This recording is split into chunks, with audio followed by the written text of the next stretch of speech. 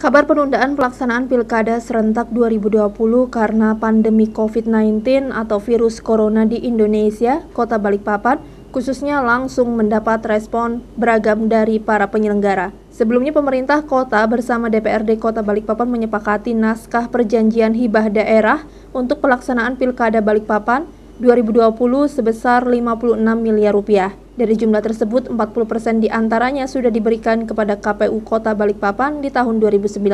Tahap pertama di tahun 2019, KPU Balikpapan mendapat 22 miliar rupiah. Harusnya awal tahun 2020 ada tahap berikutnya sebesar 50%. Namun KPU belum menerima. Hingga saat ini, KPU Balikpapan masih menunggu perintah KPU Pusat tentang mekanisme pengembalian dana sisa anggaran Pilkada.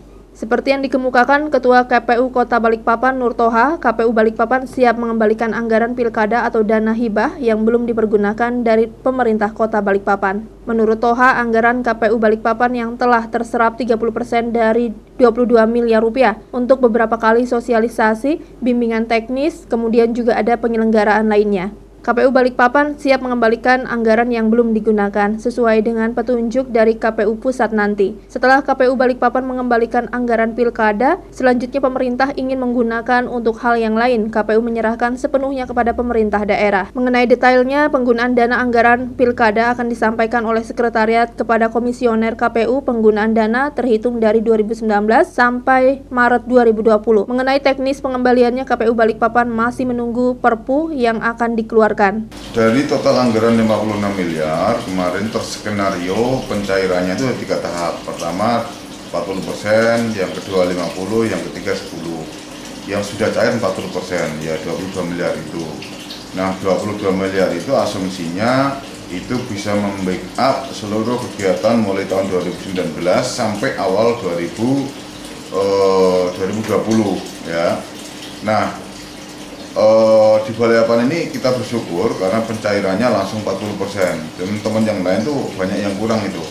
Nah, terus berapa serapan anggaran yang sudah 22 miliar ini dikucurkan? Tentu saja itu tidak habis karena ternyata 4 tahapan sudah ditunda. Jadi tahapan yang sudah terlaksana itu mulai dari launching, sosialisasi, kemudian pembentukan PPK dan pembentukan PPS. Yang pada akhirnya BPS tidak sempat dilatih itu. Menurut hasil laporan dari sekretaris, karena yang berwenang untuk menangani administrasi keuangan itu adalah jajaran sekretariat, kemarin laporan terakhir itu dari 20 miliar itu terserap 30%. 30% yang harus nanti akan dibuat laporan pertanggungjawabannya terkait dengan penundaan pilkada ini. Ya, secara rinci berapa nilai rupiahnya mungkin sekretariat lah yang paham itu.